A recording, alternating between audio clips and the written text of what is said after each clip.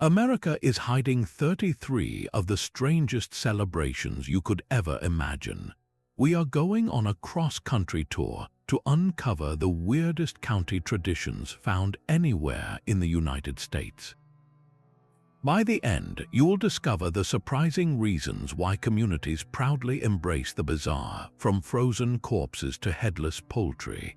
You will learn why a town throws a party for mosquitoes and how a chicken lived for 18 months without a head.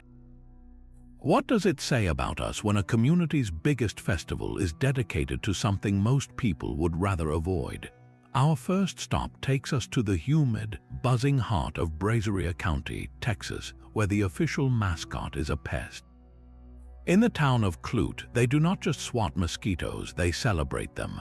The Great Texas Mosquito Festival is a full-blown, weekend-long tribute to the insect everyone loves to hate. It all started in the 1980s, born from a very Texan spirit of turning a problem into a party. Instead of complaining about the relentless summer swarms, the community decided to have a laugh at their own expense, creating an event that acknowledges a shared, itchy experience. The festival is a masterclass in embracing the absurd, featuring events you truly have to see to believe. There is the mosquito calling contest, where brave souls step onto a stage and attempt to outbuzz each other with their best imitations of the insect's whining drone. Then there is the mosquito legs contest, which is exactly what it sounds like, a playful competition to crown the person with the hairiest legs, a tongue-in-cheek nod to the insect's perceived preferences. The pageantry culminates in the crowning of Mr. and Ms. Mosquito, local royalty who reign over the festivities, but beneath all the silliness there is a genuine purpose. The festival has become a powerful tool for community bonding, a yearly anchor that brings everyone together for parades, music, and food. Perhaps more surprisingly, it serves as a platform for mosquito education, with booths and information teaching families about prevention and the insect's role in the ecosystem. It is a brilliant piece of psychological reframing, transforming a universal nuisance into a source of local pride and collective fun. From a festival honoring pests, we travel to the rugged ranchlands of Montana for a celebration with a much more specific palate. In Missoula County, the small town of Clinton hosts an event that is exactly what it sounds like, the Testicle Festival, locally and affectionately known as the Testy Festi. This is a raucous, adults-only gathering that has drawn crowds for decades, all centered around the consumption of a rather daring delicacy, Rocky Mountain oysters. For the uninitiated, that is the polite term for bull testicles, a traditional ingredient born from the no-waste ethos of cattle ranching. The festival transforms this humble byproduct into the star of the show, serving them up by the thousands, prepared in every way imaginable. You can find them deep-fried to a golden crisp, grilled over an open flame, or sautéed with peppers and onions. The heart of the event, though, is the spirit of adventurous eating. Competitive eaters and brave first-timers alike step up to the challenge, participating in contests to see who can consume the most of these breaded morsels in a set time, often washed down with copious amounts of cold beer. The atmosphere is one of unapologetic revelry, fueled by live rock and country music, carnival games, and a brand of bawdy, frontier humor that leans fully into the event's theme. It is a spectacle that proudly wears its lack of refinement as a badge of honor. Yet, the Testicle Festival is not without its controversy. While many locals and visitors champion it as a uniquely Montana experience, a piece of authentic, rough-around-the-edges culture that celebrates ranch life and community camaraderie, others criticize its overtly crude themes and the rowdy behavior it can attract. It exists in a strange space, simultaneously a beloved local tradition and a polarizing symbol. This festival forces a simple question: where is the line between a tasteless joke and a genuine cultural tradition? Sometimes the answer depends entirely on who you ask and whether you are brave enough to take a bite. But for a tradition that truly tests the limits of culinary creativity, we must venture into the dense, winding backroads of West Virginia. In Pocahontas County, the small town of Marlinton hosts an event that could only be born from the specific realities of rural mountain life, the annual Roadkill Cook-Off. Held as a centerpiece of the Autumn Harvest Festival, this competition takes a subject most drivers find grimly unavoidable and transforms it into a spectacle of humor, ingenuity, and surprisingly good food. The premise is brilliantly simple, yet deeply rooted in local experience.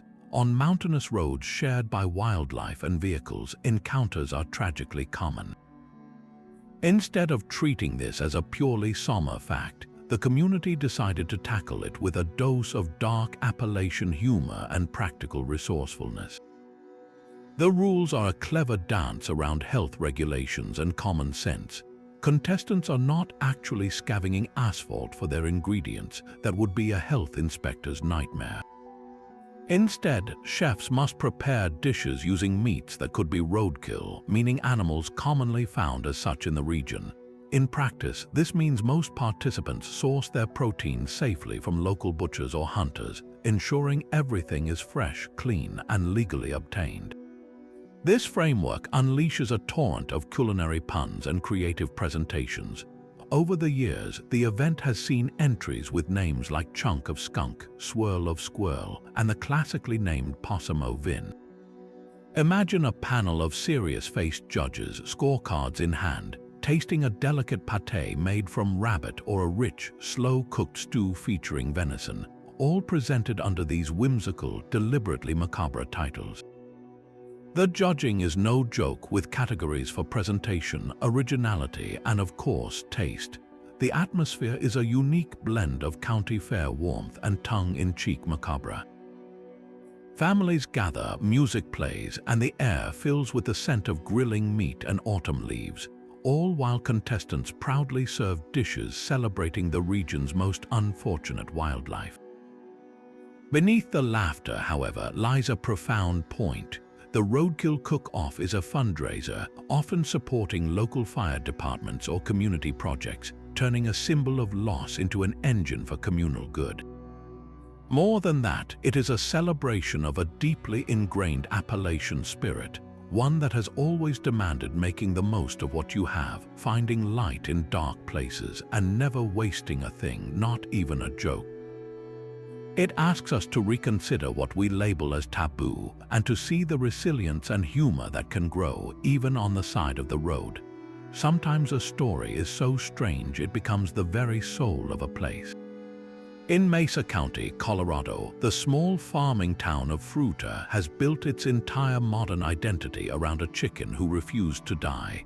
His name was Mike, and his story begins not with a festival, but with a failed butchering in September of 1945. Farmer Lloyd Olson was preparing a chicken for supper, aiming to leave enough of the bird's neck to please his mother-in-law, who favored that particular piece. His axe came down, removing the majority of Mike's head, but critically, it left one ear and most of his brain stem intact. To everyone's astonishment, Mike did not die. He staggered for a moment, then stood up and began attempting to peck for food and preen his feathers as if nothing had happened. The Olsons, seeing a miracle or perhaps just a very stubborn business opportunity, decided to care for him. They fed Mike a mixture of milk and water directly into his esophagus with an eyedropper and dropped small grains into his open neck. Mike thrived. He gained weight, his comb remained red, and he could still crow, albeit in a faint, gurgling sound from his throat.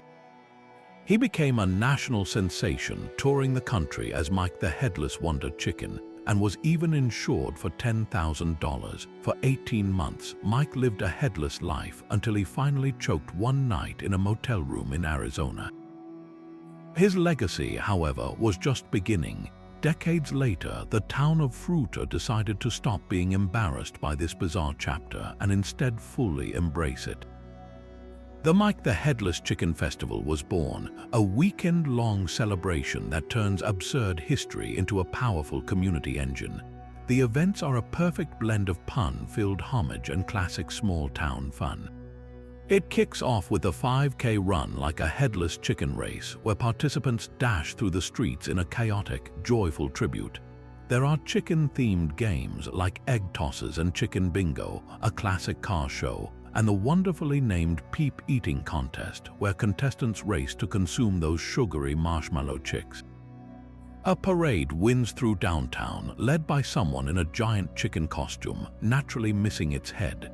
The festival is a masterstroke in turning a single, weird fact into a lasting identity. It draws thousands of visitors each year, providing a significant economic boost to local businesses. More importantly, it fosters a unique and quirky local pride. Residents of Fruita do not just know about Mike, they own the story. They laugh about it, they celebrate it, and they have woven it into the fabric of their community. It proves that sometimes the most unlikely underdog, or in this case, underchicken, can become a town's most beloved legend, teaching everyone that it is okay to be a little different, and that even the strangest tales can bring people together. While Fruita found fame in a headless chicken, another community staked its claim on a fruit that does not even grow within 1,000 miles. Nestled in the far western tip of Kentucky, the tiny town of Fulton in Fulton County proudly carries a title that defies all logic, the banana capital of the world. This is not a tropical paradise, but a landlocked railroad junction whose bizarre claim to fame was born from the steel tracks of commerce. In the late 19th century, the Illinois Central Railroad established Fulton as a critical hub. Refrigerated rail cars, a revolutionary technology, would arrive from Gulf ports laden with green bananas from Central America. Fulton was the designated stop where these bananas were unloaded into massive ripening rooms, then reloaded and distributed across the entire Midwest and Northeast.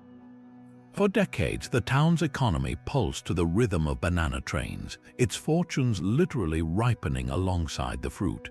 When that industry eventually faded, the town faced a choice: forget its yellow past or celebrate it in the most spectacular way possible. They chose celebration, and the International Banana Festival was born. This is not a modest street fair, it is a full-throttle embrace of the absurd. The festival's centerpiece is a culinary marvel, the construction of the world's largest banana pudding. Volunteers gather to mix thousands of pounds of vanilla wafers, fresh bananas, and creamy pudding in a container so large it could bathe a small car, a delicious monument to the town's history. Then the whimsy truly takes over. The Banana Derby is a spectacle that must be seen to be believed, where capuchin monkeys, dressed as tiny jockeys, race atop the backs of sprinting dogs around a miniature track. A grand parade marches down the main street, featuring floats draped in banana crepe paper and local citizens competing in a fiercely contested banana costume contest. The pageantry culminates in the coronation of the Banana Queen, a scholarship competition that treats the title with the seriousness of a royal ascension. On the surface, it is all wonderfully silly, a town gone delightfully bananas, but peel back that layer and you find a profound act of historical preservation. The festival is a living museum, a way to teach new generations about the era when their quiet town was a bustling nerve center for a national craving. Every slice of giant pudding, every cheer at the monkey races, is a tribute to the railroad workers, the ripening house foremen, and the economic engine that once defined this place. It proves that a community's identity does not have to be rooted in what it grows, but in what it once carried, and how cleverly it can package that memory into a celebration that no one else can claim. From a festival celebrating imported fruit, we journey into the heart of the Appalachian Mountains, where a humble caterpillar is treated as a local celebrity and meteorologist. In Avery County, North Carolina, the small town of Banner Elk hosts the annual Woolly Worm Festival, a tradition that turns insect observation into a high-stakes competition. The star of the show is the woolly bear caterpillar, the larval form of the Isabella tiger moth, which is covered in dense, bristly fur of black and rusty brown.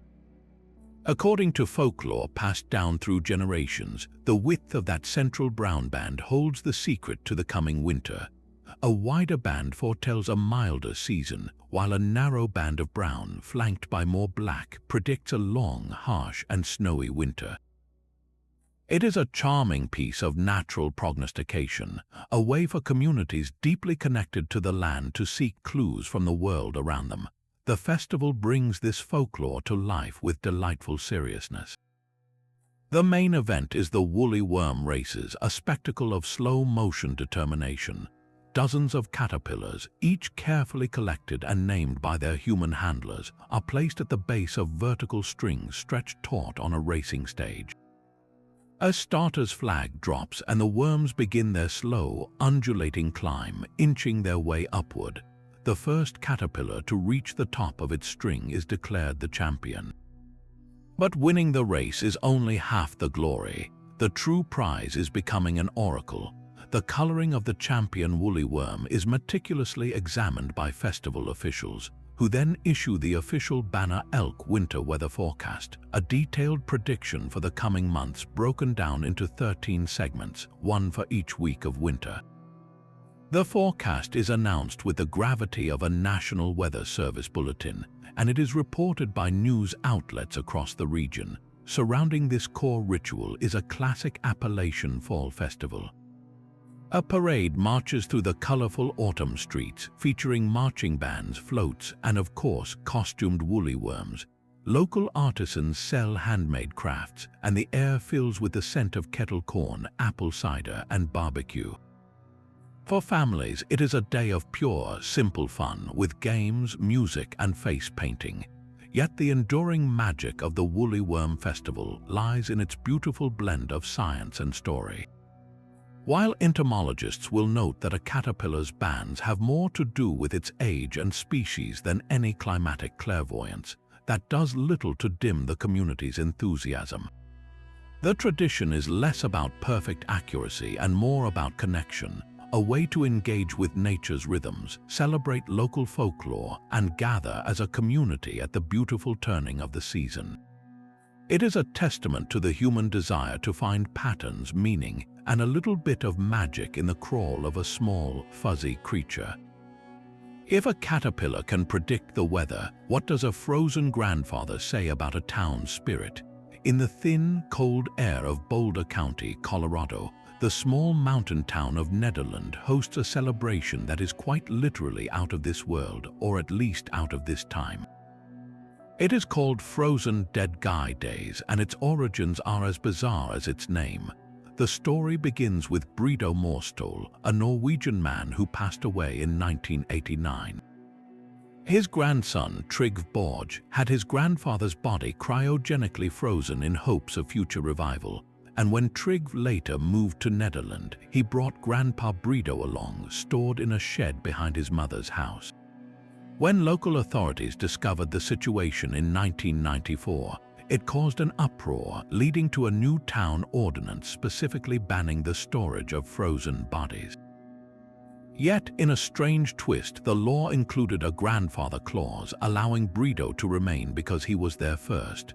He became a local legend, the town's own frozen resident, resting in a specially built tough shed on dry ice monitored to this day.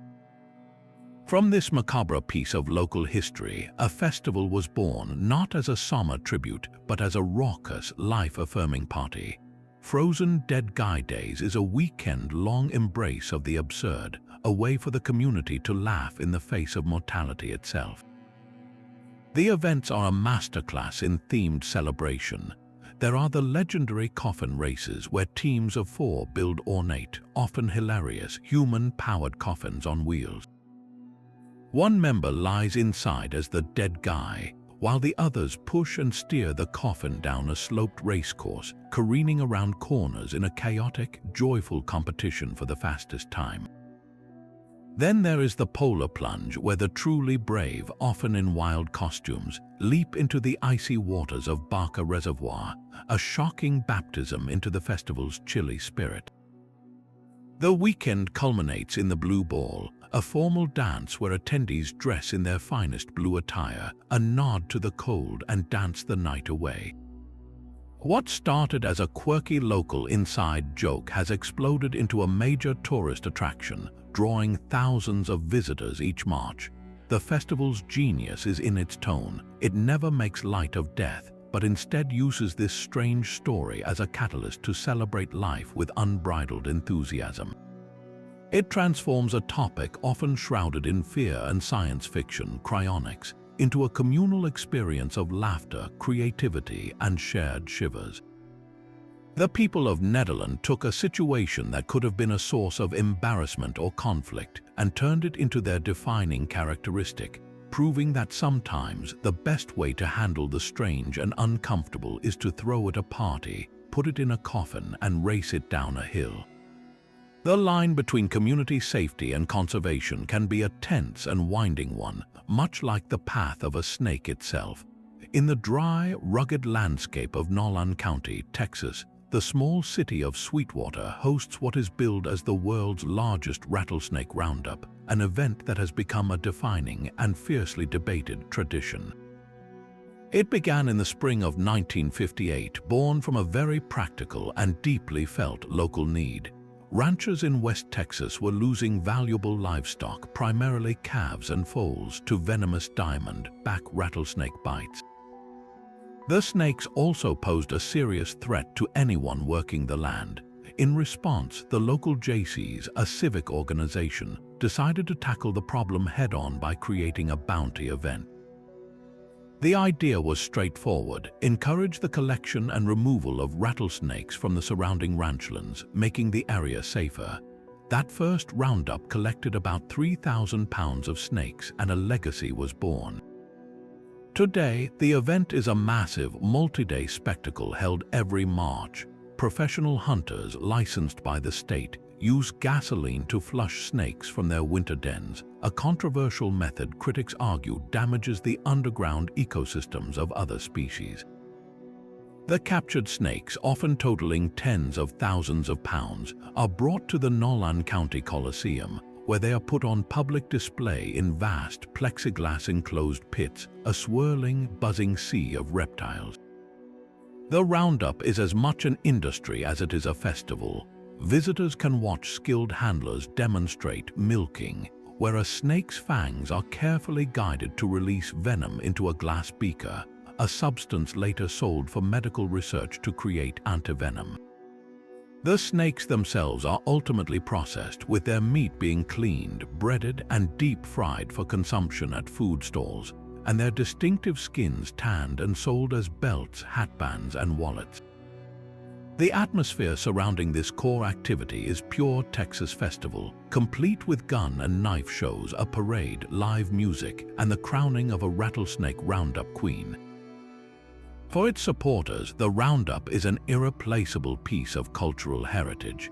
It is seen as a necessary form of pest control that protects the local agricultural economy and reduces dangerous human encounters.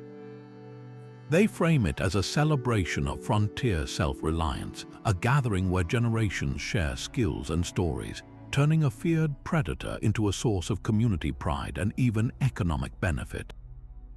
The debate, however, grows louder each year. Conservationists and animal rights groups argue the event is ecologically destructive and unnecessarily cruel. They point to studies suggesting that rattlesnake populations, which are slow to reproduce, are being depleted in the region, disrupting the local food chain. Critics also question the ethics of the gassing technique and the public spectacle of mass confinement. The roundup stands at a crossroads, a vivid example of a tradition rooted in genuine necessity, now facing a modern re-evaluation of its methods and scale. It forces a difficult question: how does a community honor its past and protect its way of life when the outside world views that very protection as a problem? The answer in Sweetwater, for now, still echoes with the sound of a rattlesnake's buzz. While some traditions wrestle with the creatures of the land, others find their artistry in the soil itself. Far from the Texas plains, a celebration blooms that transforms a humble root vegetable into a breathtaking spectacle.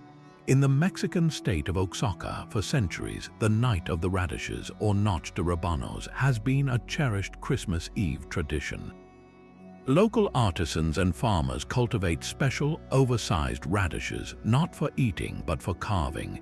With astonishing skill, they sculpt these vibrant red roots into intricate, lifelike scenes, depicting everything from nativity stories and historical events to fantastical animals and bustling marketplaces.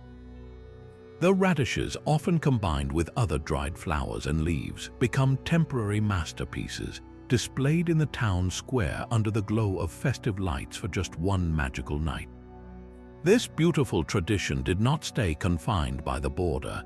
Just north in California's Imperial County, a region deeply connected to Mexico through agriculture and family ties, the tradition found a second home. At local county fairs and cultural festivals, you will now find exhibits dedicated to radish carving, where community members, often of Mexican heritage, showcase this delicate art form. It is a powerful example of cultural exchange, where a deeply rooted Oaxacan custom crosses into the United States, not as a diluted imitation, but as a living, celebrated practice that educates and delights new audiences, connecting communities through the shared language of food and art. From the delicate carvings of a radish, we travel to a festival that takes a much more robust, and some might say less delicate, approach to celebratory cuisine. In the small town of Byron, Illinois, nestled in Ogle County, they host an annual autumn event with a name that leaves little to the imagination, the Turkey Testicle Festival. Affectionately nicknamed the Testy Festi by locals, this gathering is a monument to adventurous eating and small-town camaraderie. The star of the show is exactly what the name promises, turkey testicles, which are playfully marketed on menus as turkey oysters or fallopian oysters. These are sourced from local processors, cleaned, breaded, and then deep-fried by the thousands, served up in paper baskets to curious and hungry attendees. The festival is a massive operation requiring a small army of volunteers to keep up with demand, frying batch after batch of the crispy, bite-sized morsels that many describe as tasting similar to chicken gizzards or dark meat. But this is far more than a novelty food stand. The Turkey Testicle Festival is a major community fundraiser, with its proceeds historically benefiting the Byron Fire Department. This crucial aspect transforms the event from a simple party into a vital support system for the town, where every plate sold helps purchase life-saving equipment or fund training. The atmosphere is pure Midwestern festival, with live country and rock bands providing a soundtrack, local vendors selling crafts, and a general sense of hearty, unpretentious fun. It is a tradition that proudly wears its oddity on its sleeve, asking attendees to leave their inhibitions at the gate, try something new, and contribute to a common good, all in one crunchy, fried bite. Perhaps no piece of American folklore has captured the global imagination quite like the events in Roswell, New Mexico. In the summer of 1947, something fell from the sky on a remote ranch in Chaves County. The military first announced they had recovered a flying disc, then hastily retracted the statement, calling it a crashed weather balloon. That swift about-face was all the fuel the world needed, and the Roswell UFO incident was born, evolving over decades into the most famous alleged extraterrestrial encounter on record. The city of Roswell, once known primarily for its dairy farms, made a pivotal decision to fully lean into its cosmic notoriety. The annual Roswell UFO Festival is now a massive, multi-day invasion of all things alien, drawing tens of thousands of believers, skeptics, and the simply curious from across the planet. The entire downtown transforms into a spectacle of otherworldly celebration. A grand costume parade marches down Main Street, a river of green body paint, intricate alien masks, and homemade spacecraft floats. There are contests for the best extraterrestrial costume, pet costume, and even alien-themed art. But the festival offers more than just pageantry. It hosts serious lectures and workshops featuring ufologists, authors, and former government personnel who dissect declassified documents and present new theories, creating a space where deep speculation is treated with academic reverence. The influx of tourists is a deliberate economic engine, supporting local businesses from quirky alien-themed gift shops to classic diners. Roswell's festival is a masterclass in brand identity, a place where a mysterious historical footnote has been amplified into a cultural phenomenon that asks everyone to look to the stars and wonder what might be out there. Far from the New Mexico desert, in the rolling green hills of Hopkins County, Kentucky, another community celebrates its own close encounter, but with a distinctly small-town heartbeat. The story in Kelly is quieter but no less compelling to those who live there. On the night of August 21, 1955, multiple families reported being terrorized by small, silver-suited creatures with glowing eyes that emerged from a landed craft near their farmhouses. The event, known as the Kelly-Hopkinsville encounter, involved claims of shots being fired at the unflinching beings, creating a local legend passed down through generations. Instead of a massive tourist spectacle, Kelly honors its history with Little Green Men Days, a charming, homespun gathering that feels like a family reunion with an intergalactic twist. The event kicks off with a community pancake breakfast where neighbors catch up over syrup and sausages. There might be a modest parade featuring tractors decked out in tin foil and children with antennae headbands, followed by softball games, bluegrass music, and a crafts fair. The tone is one of affectionate folklore rather than dogmatic belief. It is less about proving something happened and more about celebrating a unique story that belongs uniquely to them, a strange night that put their tiny dot on the map. Where Roswell's festival feels like a global convention, Kelly's celebration is an intimate act of local preservation, a reminder that the unknown can visit anywhere, even a quiet Kentucky farm, and that a community's response can be as simple as sharing a meal and a story under the same vast, mysterious sky. There is a quiet kingdom thriving beneath our feet, one that transforms decay into life and hides its fruiting bodies in the dark.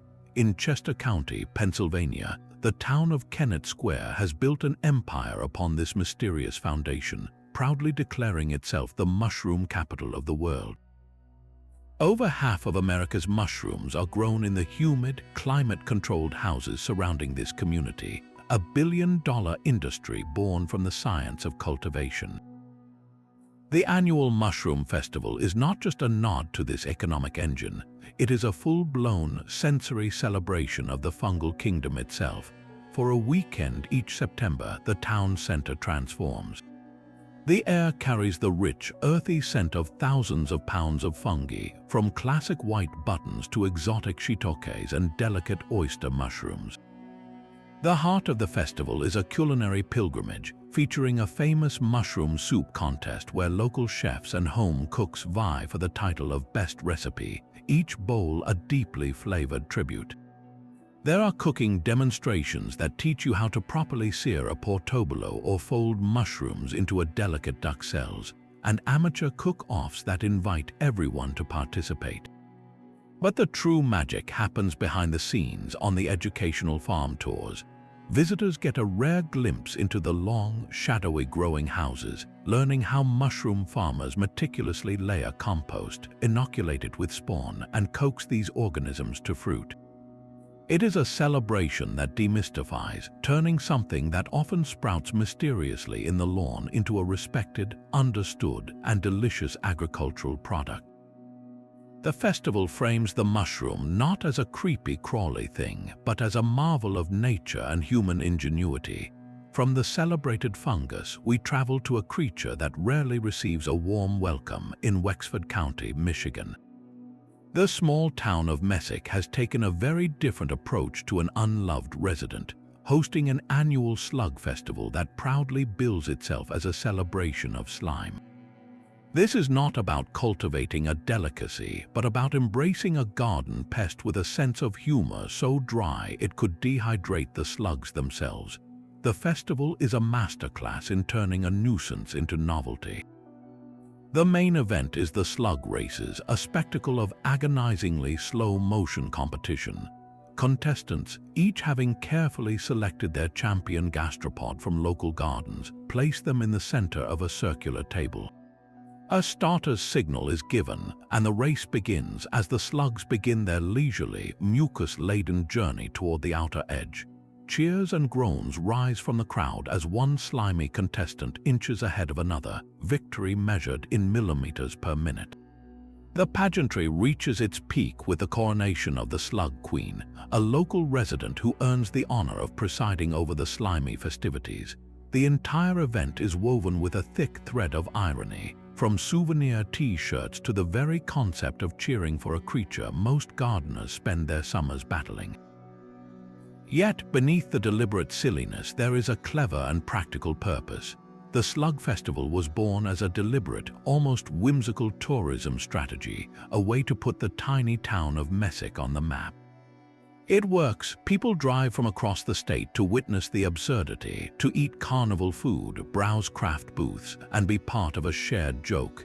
It proves that a community's identity doesn't need to be rooted in grandeur or productivity. Sometimes it can be found in the slow, determined trail of slime left behind on a picnic table and the laughter that follows it. The frontier spirit of competition takes many forms, from racing slugs to hurtling down a frozen river in a piece of living history. In the quaint river town of Rising Sun, Indiana, the pulse of the Ohio River beats to the rhythm of a bygone era each summer during the Mike Fink keelboat race. This is not just a race, it is a full-scale historical reenactment, a tribute to the rugged keelboatmen who were the truckers of the early American frontier, navigating these waterways long before steam-powered paddle-wheelers dominated the scene. Teams spend months constructing their vessels not from modern fiberglass but from traditional materials, crafting long, narrow keelboats designed for stability and speed. The race itself is a spectacle of muscle and coordination, as crews use long push poles against the riverbed to propel their heavy boats upstream, a backbreaking technique known as poling that requires immense strength and perfect teamwork. They compete in a series of challenges that mimic the real tasks of these early boatmen, from precision landing to cargo transfer. The event is named for the legendary Mike Fink, a folk hero known as the King of the Keelboatmen, a man celebrated in tall tales for his superhuman strength and outrageous boasts. By staging this race, the community of Rising Sun does more than host a sporting event. It actively keeps a slice of American history alive, transforming the quiet Ohio River into a stage where the past is not just remembered but physically performed, the splash of the pole and the shout of the coxswain echoing the sounds of a nation pushing westward. If poling a keelboat upriver celebrates historical grit, then careening down a snow-packed street in a portable bathroom celebrates pure, unadulterated rustic humor. Far to the north, in the Upper Peninsula of Michigan, the tiny town of Treenery in Alger County hosts an event that proudly answers a question nobody thought to ask: how fast can an outhouse go? The Treenery outhouse races are the hilarious centerpiece of their winter carnival, a tradition born from the need to inject some fun into the long, harsh Upper Peninsula winters. Teams, often representing local businesses, families, or groups of friends, construct their own racing outhouses.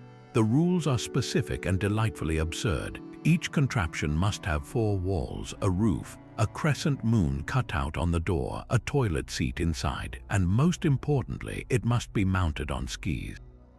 On race day, the main street is closed and packed with snow, becoming a downhill course for these whimsical privies. A team of 5 is required, 1 brave soul sitting inside as the passenger, and 4 others pushing and steering the structure as it gains terrifying momentum on the icy slope.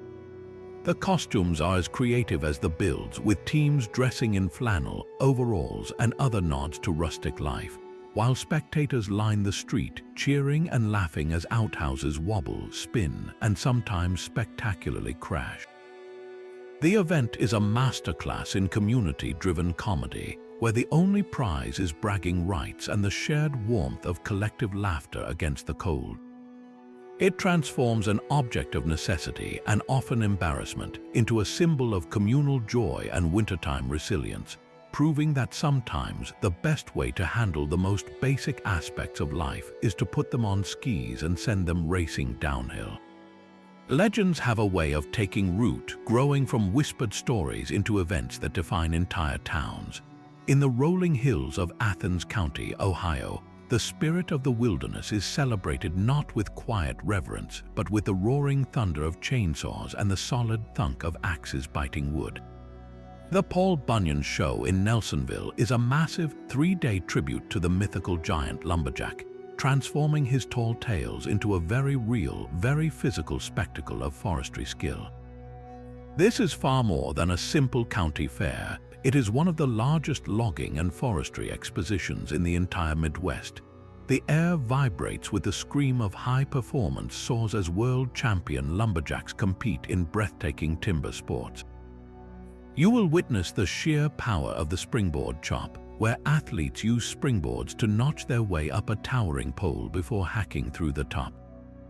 There is the nerve-wracking speed climb, a vertical sprint up a 90-foot spar pole. The most iconic event might be the axe throwing, where competitors hurl razor-sharp double-bit axes at a distant target, each perfect strike sending a satisfying echo through the crowd. Beyond the raw athleticism, there is artistry. Master chainsaw carvers transform massive logs into intricate sculptures of eagles, bears, and yes, Paul Bunyan himself in clouds of flying sawdust. This festival is a living museum of a way of life, connecting modern forestry technology with the rugged heritage of the North Woods, all under the watchful, if imaginary, eye of a giant in flannel. While the Paul Bunyan Show celebrates a folk hero of strength and industry, another festival, just a few hours southeast, is dedicated to a legend of a very different kind, one born from fear and shadow. In Point Pleasant, West Virginia, along the banks of the Ohio River in Mason County, the atmosphere shifts from the earthy scent of sawdust to a chill of supernatural mystery. This is the home of the Mothman Festival, a gathering that embraces one of America's most enduring and eerie cryptid tales. The story began in the 1960s when residents reported terrifying encounters with a winged, humanoid creature with glowing red eyes, a being later dubbed the Mothman. These sightings reached a fever pitch and were strangely intertwined with the tragic collapse of the Silver Bridge in 1967, an event that cemented the creature in local lore as either an omen or a phantom. The festival does not try to solve the mystery, it immerses you in it. The streets fill with vendors selling everything from cryptid-themed art and handmade jewelry to t-shirts proclaiming, "I believe."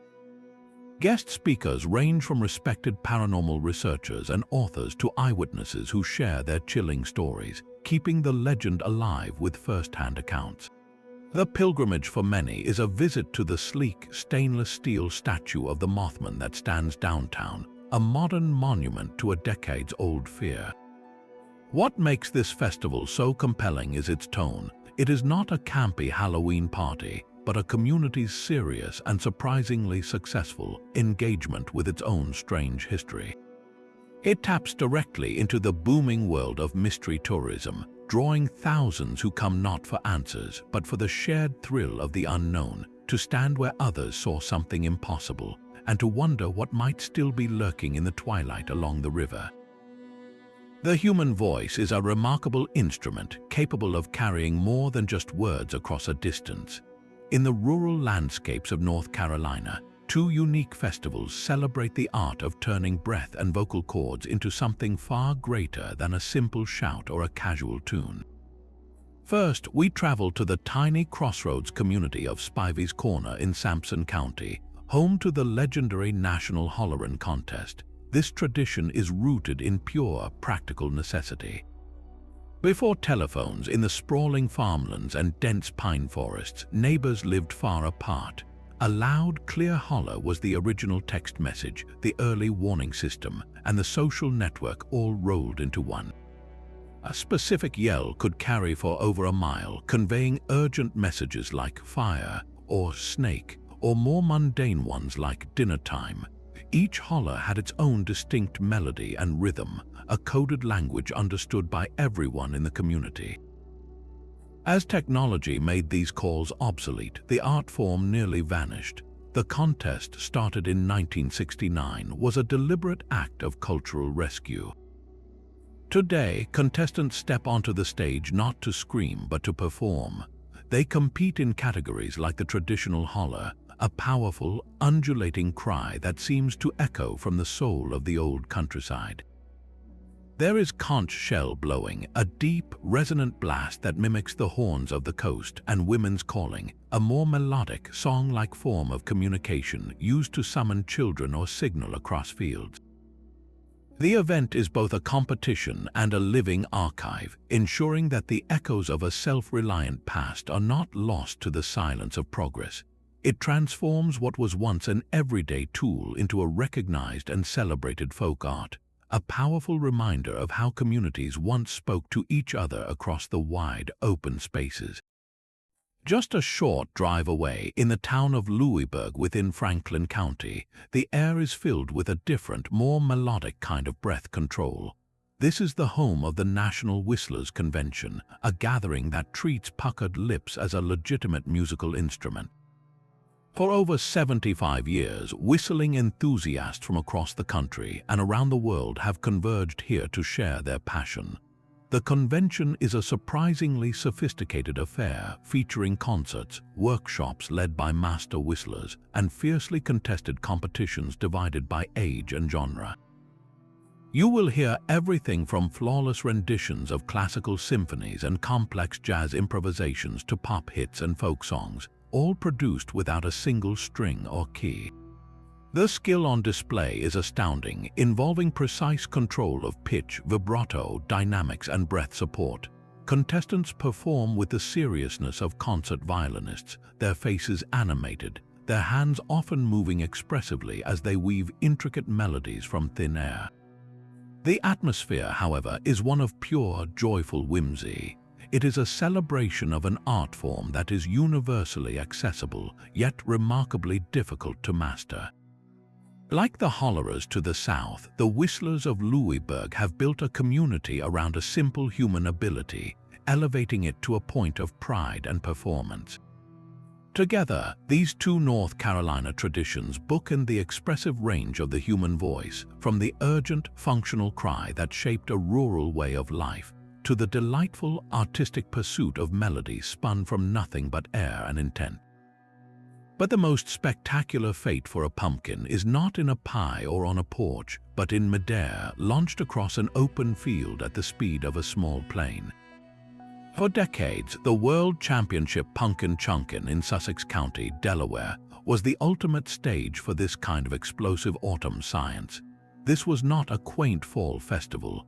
It was a serious engineering competition with one glorious, destructive goal: to build a machine that could hurl an 8 to 10-pound pumpkin farther than anyone else's. The teams were often composed of engineers, machinists, and backyard tinkerers who spent all year designing and building their monstrous contraptions. The categories read like a medieval siege manual crossed with a modern physics lab. There were the towering trebuchets, using massive counterweights to swing a throwing arm with terrifying force. There were air cannons, which used compressed air, sometimes at pressures exceeding 1,000 pounds per square inch, to fire a pumpkin from a long barrel with an ear-splitting bang, achieving the greatest distances, often well over 3,000 feet. And there were the centrifugal machines, spinning the gourd at incredible speeds before releasing it. The spectacle was pure, chaotic genius. The air would crack with the sound of releases, and the crowd would watch the orange dot sail silently over the horizon, followed by the distant, satisfying thud of impact. It was a celebration of American ingenuity, a place where high-level physics met backyard welding, all in the name of pumpkin propulsion. Yet, this brilliant tradition eventually met its own immovable obstacle, not a wall of earth but a wall of liability. The event grew so large and the machines so powerful that insurance costs and safety concerns became overwhelming. After a competitor was seriously injured during a setup accident in 2016, the championship went on an indefinite hiatus. It stands as a poignant example of how even the most beloved and innovative traditions can be grounded by the hard realities of risk and responsibility. Across the country, in the mountain town of Haley, Idaho, they found a much simpler and far safer way to achieve pumpkin destruction with crowd-pleasing results.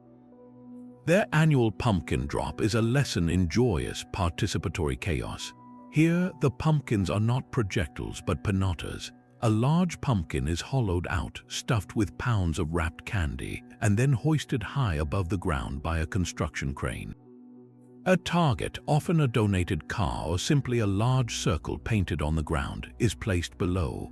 With a countdown from the gathered crowd, mostly children buzzing with anticipation, the crane operator releases the cable.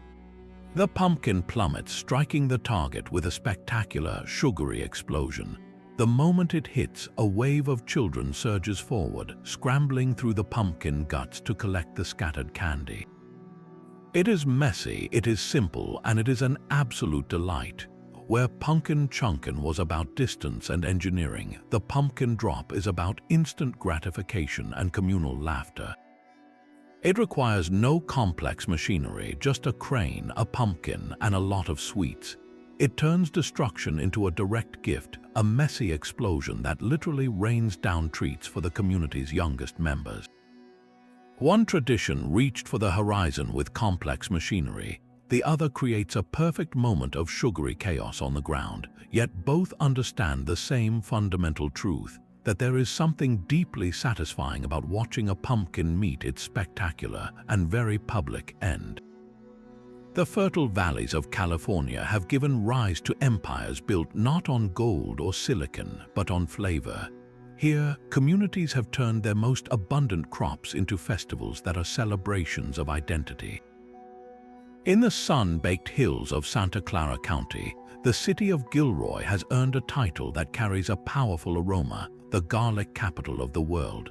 For decades, the Gilroy Garlic Festival was a legendary sensory overload, a 3-day tribute to the stinking rose that drew hundreds of thousands of visitors each summer. The experience began long before you reached the gates, with the warm, pungent scent of roasting garlic perfuming the air for miles around.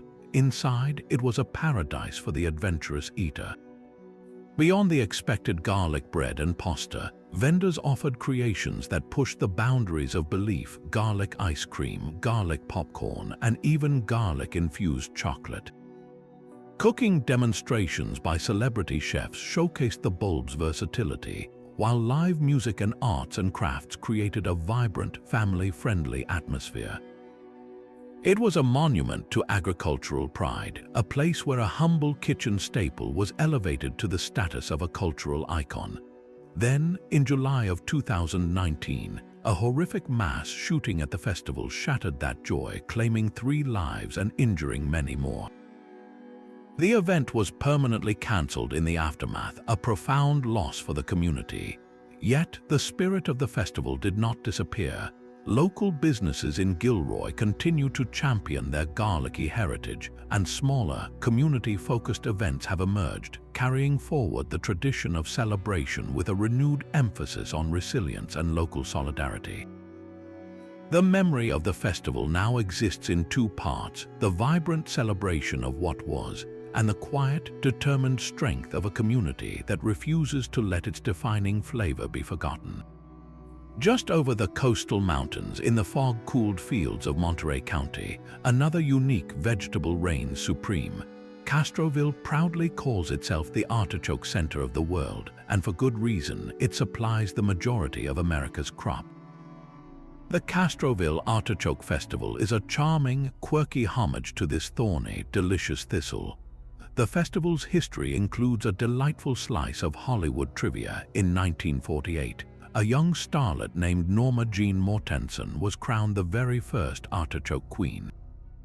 She would soon become known to the world as Marilyn Monroe, forever linking glamour with the humble globe. Today, the festival is a more homespun affair, centered on the simple joy of the artichoke itself.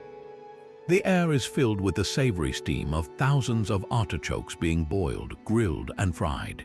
There are competitive eating contests where participants race to consume the tender hearts, and farm tours that show visitors how these intricate plants are grown and harvested. The crowning of the artichoke queen remains a highlight, a scholarship pageant that continues the tradition of celebrating local youth. Where Gilroy's festival was a massive sensory bombardment, Castroville's feels like a giant community picnic dedicated to one specific, beloved food. It is a testament to the deep connection between a place and its produce, where the identity of a town is literally rooted in the soil, celebrated each year with butter, lemon, and a collective appreciation for the perfectly steamed leaf. From the delicate globe of an artichoke to the tiny, mighty lentil, some of America's most enduring traditions are built on the most fundamental foods. In the rolling hills of Whitman County, Washington, the city of Pullman sits at the heart of the nation's lentil production, a region so dedicated to the legume they throw it an annual party. The National Lentil Festival is a weekend where this humble protein powerhouse becomes a celebrity. The undisputed main event is the world's largest lentil chili feed, where volunteers stir massive cauldrons of hearty, spiced chili, serving thousands of free bowls to the community. The aroma alone is an invitation, a warm, savory promise of a shared meal. But this festival is about more than just tasting lentils, it is about understanding them. Educational tents dot the grounds, where local farmers and researchers from nearby Washington State University explain the science of sustainable agriculture, how lentils enrich the soil and require far less water than other crops. There is a grand parade, a fun run, and even a lentil-themed talent show, weaving the crop into every facet of the celebration. It is a smart, joyful tribute to an agricultural product that feeds the world, transforming a simple bean into a symbol of community health, scientific innovation, and local pride. While lentils fuel the body, another staple crop fuels the spirit of competition and community 1,000 miles to the east. In Grand Forks County, North Dakota, the potato is king, and its reign is celebrated each autumn with a festival that perfectly blends small-town charm with big-time sports energy. The Potato Bowl is actually two events in one, a vibrant community festival and a nationally televised college football game featuring the University of North Dakota Fighting Hawks. The connection between the gridiron and the harvest is seamless and delicious. The festivities kick off with a massive free French fry feed, where tons of locally grown potatoes are sliced, fried, and served to the public, a gift from the area's farmers and processors. The celebration embraces the potato's every form, with events like a potato peeling contest that turns a mundane kitchen task into a race against the clock, and the crowning of a Potato Bowl queen, a scholarship ambassador for the state's agricultural industry. The entire week builds toward the roar of the stadium, where the football team takes the field, their helmets often sporting a special Potato Bowl decal. This tradition brilliantly marries two pillars of local identity, the rugged athleticism of college sports and the earthy, sustaining power of the potato harvest, creating a celebration where everyone, from a farmer to a football fan, can find their place at the table. The blessings we seek can extend far beyond our homes and into the very machines that carry us through our lives. In the quiet, rolling farmland of Nelson County, Kentucky, the small town of New Haven hosts a tradition that feels both ancient and utterly practical, the blessing of the cars. Held each October on the feast of St. Francis of Assisi, the patron saint of animals and ecology, this Catholic ceremony expands its reach to include the modern beasts of burden and joy. Residents from across the county gather, lining up their vehicles in the parking lot of the local church or monastery. The procession is a snapshot of community life itself, a humble parade of pickups caked with field mud, family minivans filled with car seats, gleaming sports cars, and towering agricultural tractors. A priest, often accompanied by altar servers, walks down the rows with an aspergillum, a liturgical tool used for sprinkling. He flicks holy water over each hood and windshield, offering prayers not for the machines but for the safety of their operators. It is a moment of beautiful juxtaposition where faith meets the internal combustion engine, asking for divine protection over the daily commute, the harvest, and the family road trip. This ritual acknowledges the profound role these vehicles play. They are not just metal and plastic, but vessels of livelihood, connection, and sometimes vulnerability. It sanctifies the ordinary journey, transforming a simple drive into a protected pilgrimage. Hundreds of miles to the north, in the forested reaches of St. Lawrence County, New York, a similar blessing takes on a more thunderous tone. Each spring in the hamlet of Baldwinville, the roar of motorcycle engines announces the blessing of the bikes.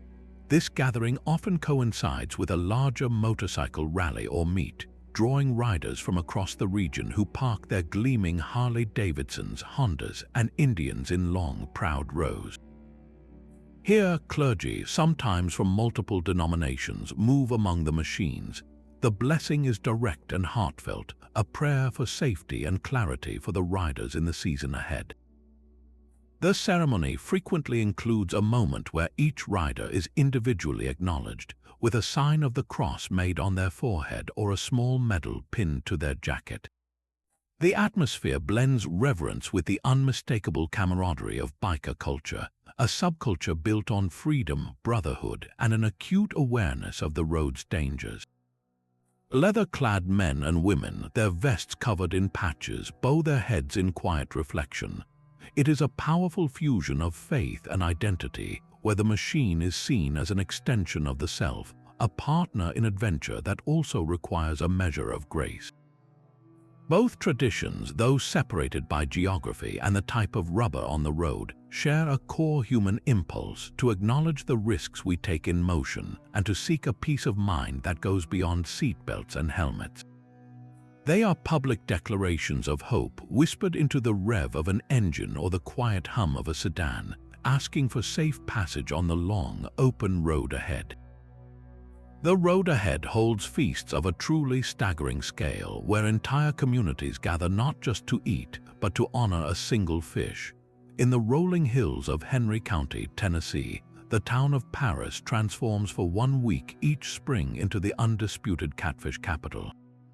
The world's largest fish fry is a title worn with immense pride, a promise backed by the consumption of over 10,000 pounds of locally sourced catfish. This is a festival that operates like a well-oiled machine of Southern hospitality. Volunteers work in shifts around the clock, breading and frying fillets in colossal vats of bubbling oil, the savory scent drifting for blocks. But the fish is just the delicious centerpiece of a much larger social tapestry. The week builds with the electric energy of a carnival midway, the solemn beauty of a bass fishing tournament on nearby Kentucky Lake, and the nostalgic charm of a grand parade complete with marching bands and floats. The tradition culminates in the crowning of the pageant's Miss Tennessee Catfish, a local ambassador who represents the festival's spirit. More than a meal, this event is a profound expression of community identity, a yearly homecoming that stitches together generations through shared labor, celebration, and the simple, perfect taste of golden fried catfish. Far from the southern fryers, on the rugged, windswept coast of Mendocino County, California, another massive seafood tradition celebrates a very different flavor of community. In Fort Bragg, the world's largest salmon barbecue is a testament to the bounty of the Pacific. Here, the cooking method is elemental, as hundreds of fresh salmon fillets are laid on grills over crackling fires of native alderwood. The smoke, carrying a sweet, woody aroma, mingles with the salt air, creating an atmosphere that is pure Northern California. The salmon, often caught by local fishermen, is basted with a signature sauce, its rich, oily flesh taking on a smoky perfection that can't be replicated indoors. The event sprawls along the breathtaking coastline, with live folk and blues music providing a soundtrack as visitors browse crafts from local artisans and learn about marine conservation. Where Paris celebrates with the communal fry, Fort Bragg's ritual is about the primal grill, a direct connection to the ocean and the forest. Both festivals, separated by a continent and a cooking technique, share a magnificent purpose. They transform a local resource into a catalyst for massive gatherings, turning a meal for thousands into a powerful declaration of who they are and where they live. The sweetest traditions often flow directly from the trees themselves, a gift of nature transformed by patient hands. In the high, cool mountains of Highland County, Virginia, a region so picturesque it's called the Little Switzerland of America, spring arrives with a gentle drip of sap. The Highland Maple Festival is not a single day of celebration, but a series of weekends dedicated entirely to the golden magic of maple syrup. This is a tradition woven into the very fabric of the community, where family-owned sugar camps open their doors to the public. Visitors can follow the entire journey, from the tap in a gnarled maple tree to the steaming evaporator pans in the sugar house, where the clear sap is boiled down into rich amber syrup. The air in these rustic shacks is thick with a sweet, woody steam that clings to your clothes like a delicious memory. Of course, the best part is the tasting. The festival is famous for its all-you-can-eat pancake feeds, where stacks of fluffy hotcakes become the perfect canvas for that freshly made syrup. Local craftspeople line the streets of Monterey and McDowell, selling handmade goods that reflect the mountain culture, from quilts to wooden toys. It is a slow, sweet, and deeply authentic celebration, a reminder of the quiet rhythm of rural life and the simple, profound reward of waiting for nature's candy to flow. If the Highland Festival is a quiet, syrup-soaked symphony, then the celebration in northern Michigan is a full-blown, jubilant cherry-flavored opera. Traverse City in Grand Traverse County proudly wears its title as the cherry capital of the world, and for one glorious week each July, it throws a party to prove it. The National Cherry Festival is a spectacle on a staggering scale, drawing nearly 500,000 visitors to the shores of Lake Michigan. The sky over the bay becomes a canvas for a breathtaking air show, with fighter jets screaming in formation and parachutists trailing red and white smoke.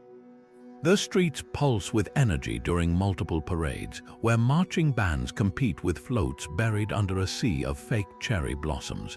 The heart of the festival, though, beats with the fruit itself. You can witness the intense focus of a cherry pie eating contest, where competitors' faces become a messy, joyful portrait of purple determination.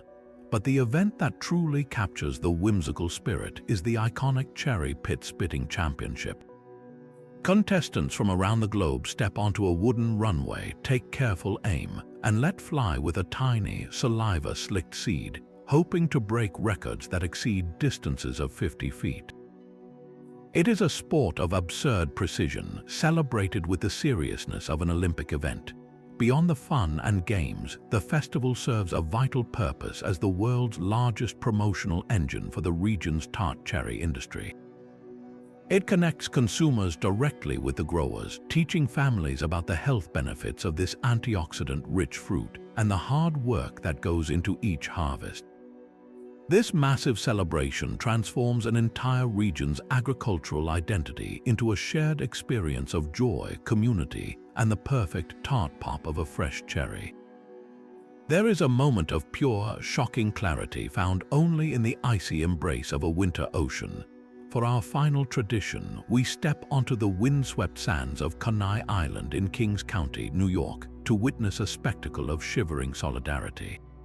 This is the domain of the Coney Island Polar Bear Club, whose members, and now thousands of brave souls, greet each new year not with a champagne toast, but with a sprint into the freezing Atlantic waves. The ritual began over a century ago, in 1903, born from the era's fascination with cold water therapy and rugged physical culture. A small group of hardy enthusiasts believed the plunge could cure ailments and fortify the spirit, a bracing health fad that has outlived countless others. What started as a quirky personal challenge has since swelled into a massive public phenomenon, a chaotic and colorful charity event that now draws tens of thousands of participants and spectators every January 1st. The beach becomes a surreal carnival of resilience. People arrive in elaborate costumes as lobsters, superheroes, or in nothing but swimsuits and determined grimaces, all awaiting the signal to charge into the surf. The collective gasp as bodies hit the water is audible from the shore, a massive, involuntary reaction to the shock that follows the initial adrenaline. So why do they do it? The psychology is as layered as the winter clothing they shed. On one level, it is a primal test of endurance, a personal battle against the body's every instinct to flee the cold. It is a fleeting moment of total presence where the mind cannot worry about anything except the sheer, shocking reality of the water. For many more, it is the ultimate symbolic fresh start. Walking voluntarily into that icy chaos represents washing away the old year, emerging minutes later, numb and exhilarated, feeling literally and metaphorically reborn. But perhaps most powerfully, it is an act of communal craziness. It is the shared, teeth-chattering proof that we are not alone in our desire to break from routine, to challenge ourselves, and to find connection in a uniquely unforgettable experience.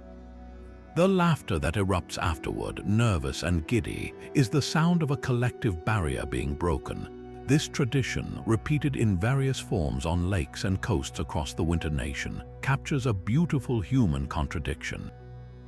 We seek comfort and warmth, yet we are perennially drawn to rituals that strip those things away, if only for a minute.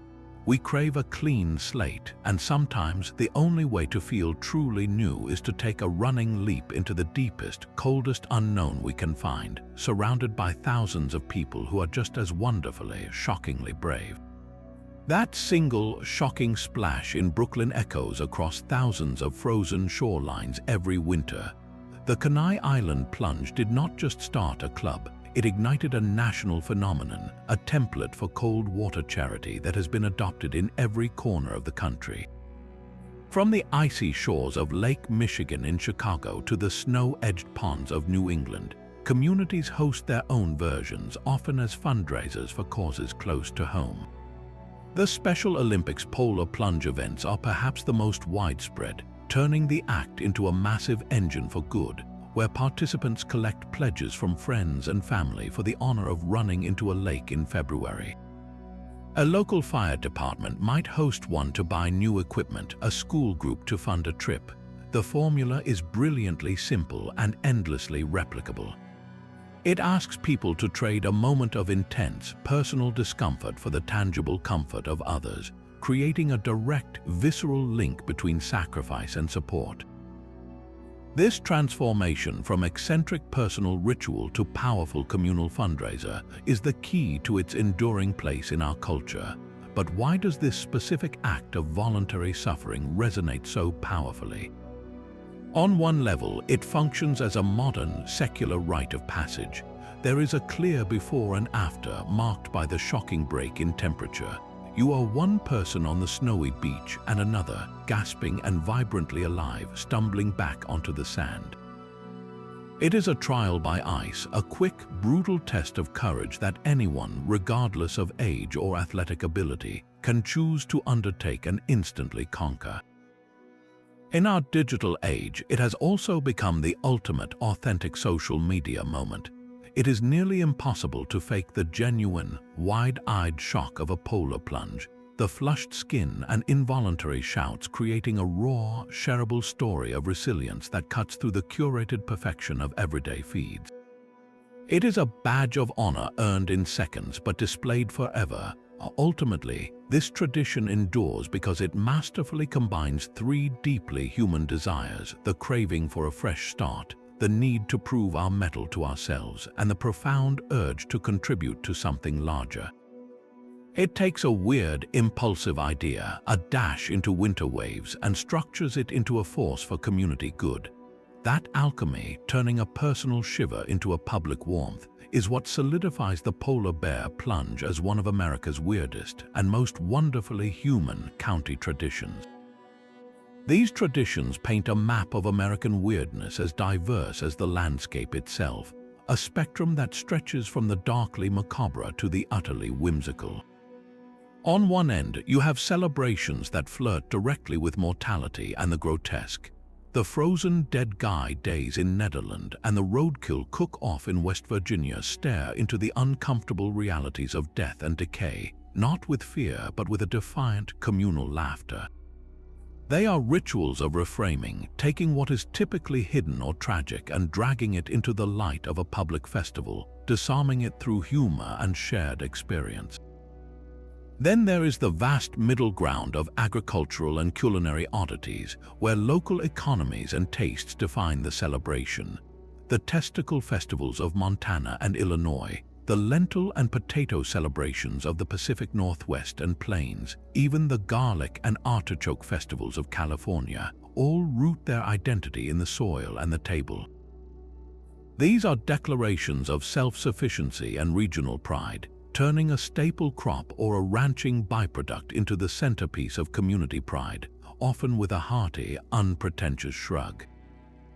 Another powerful category draws its lifeblood from folklore and legend, whether rooted in tall tales or whispered mysteries. The Paul Bunyan Show in Ohio celebrates a myth of superhuman industry, while the Mothman Festival in West Virginia nurtures a legend of supernatural dread. These traditions show how communities can build lasting identities not just on what they grow, but on the stories they tell, transforming lumberjack hyperbole or a chilling encounter into a source of shared heritage and tourism. Finally, we have the purely whimsical, the celebrations born from a single, inexplicable event or a simple decision to be silly. The Headless Chicken Festival in Colorado and the Slug Festival in Michigan exist not because of deep cultural necessity, but because these communities chose to lean into a bizarre historical footnote or an everyday nuisance, building a universe of joy around it. So what does this entire spectrum reveal? It shows that American regional identity is often forged in the specific, the peculiar, and the proudly local. In a nation so vast, a town's uniqueness can be its greatest asset. These festivals are a form of self-definition, a way for a community to say, "This is who we are, and we are not like anyone else." They highlight a particularly American brand of humor, one that is often self-deprecating, resilient, and literal. It is the humor of making a party out of your biggest pest or building a festival around a farming accident. Most fundamentally, they speak to a universal human desire to celebrate the unique, to find joy and connection in the things that set a place apart, even if those things are strange, messy, or a little off-putting. These traditions prove that sometimes the strongest sense of belonging is built not on grand, shared history, but on a collective decision to embrace the wonderfully weird. The true power of these festivals lies not in their strangeness, but in their profound necessity.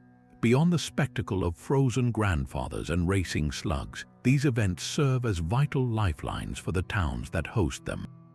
In an era where small communities often struggle against economic decline and cultural homogenization, a weird tradition can be the very thing that ensures survival. It creates a powerful economic engine, drawing curious visitors whose spending supports local diners, shops, and motels, funneling crucial tourism revenue directly into the community. This financial boost is tangible, but the deeper value is found in the intangible currency of local pride. When a town like Fruita, Colorado, crowns a headless chicken queen, it is doing far more than telling a joke. It is making a bold, joyful declaration of identity in a world that often overlooks places like it. These rituals almost always begin not as whimsy, but as practical, grounded responses to the realities of local life. The Mosquito Festival in Texas was born from the shared, itchy burden of a humid climate. The roadkill cook-off in West Virginia emerged from the unavoidable intersection of wildlife and winding mountain roads. The Testicle Festivals sprang from the no-waste ethos of cattle ranching. What starts as a communal shrug in the face of a nuisance or a practical use of available resources slowly, over years, becomes woven into the social fabric. The practical response evolves into a shared story, and that story hardens into a ritual. The original problem fades or changes, but the celebration remains, now charged with nostalgia and a sense of history.